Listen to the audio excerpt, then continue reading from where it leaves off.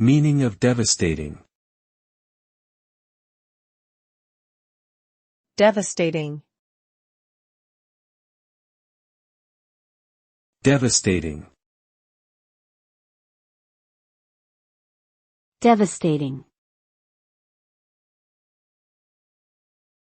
Devastating.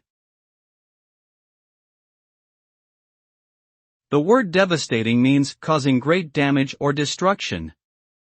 When something is described as devastating, it implies that it has had a severe and lasting impact on a person, place, or thing.